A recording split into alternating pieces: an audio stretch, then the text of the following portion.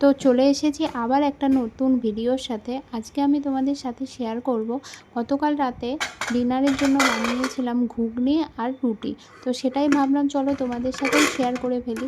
ভীষণ সিম্পল ওয়েতে আমি এই ঘুগনিটা করেছিলাম। তো দেখো, আগের দিন রাতেই আমি ভিজিয়ে রেখেছিলাম কিছুটা পরিমাণ মটর।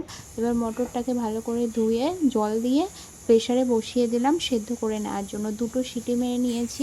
তারপর এদিকে আমি পেঁয়াজ, রসুন, টমেটো আর 4টে কাঁচা লঙ্কা কেটে নিয়েছি।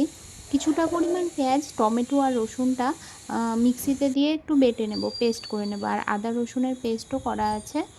এবার দেখো, কড়াইয়ে তেল দিয়ে তেলটাকে গরম করে নিয়ে শুকনো লঙ্কা, তেজপাতা, 2-3টে লবঙ্গ আর 3টে ছোটো এলাচ আমি ফোড়ন দিয়ে দিয়েছি।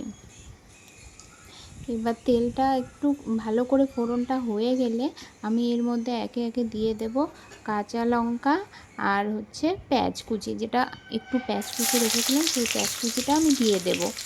এবার গ্যাসকে লো ফ্লেমে রেখে আমি পেঁয়াজটাকে 3-4 মিনিট ভালো করে ভেজে নেব। পেঁয়াজটা যখন লাল লাল হয়ে যাবে, ভেজে ব্রাউন হয়ে যাবে, তখন আমি এক এক করে অ্যাড করব যে টমেটো, রসুন আর পেঁয়াজের পেস্ট করে নিয়েছি সেই পেস্টটা, সাথে আদা আর জিরের পেস্টটা দিয়ে দেব। আর এখানে দেখো, মটরটাকে সেদ্ধ করে নিয়েছি, কিন্তু সেদ্ধ থেকে যে জলটা দিয়েছিলাম সেই জলটাকে রেখে দেব, সেই জলটাকে ফেলে দেব না। এরপর সব বাটনাগুলো এক এক করে অ্যাড করে নিচ্ছি। তারপর পরিমাণ মতো আমি হলুদ আর লবণটাও দিয়ে দেবো। তোমরা তোমাদের পরিমাণ মতো লবণটা দেবে, আর লঙ্কাটাও তোমরা তোমাদের পরিমাণ মতো, যেমন তোমরা পছন্দ করো ঝাল খেতে, ঠিক সেইভাবে তোমরা অ্যাড করবে।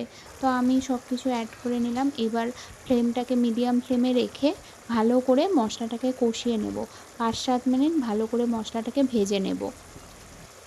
যেহেতু রেগুলার বেসিসে এইসব খাওয়া হয়েই থাকে, তো সেই কারণে খুব রিচ খাবার না খাওয়াটাই বেটার।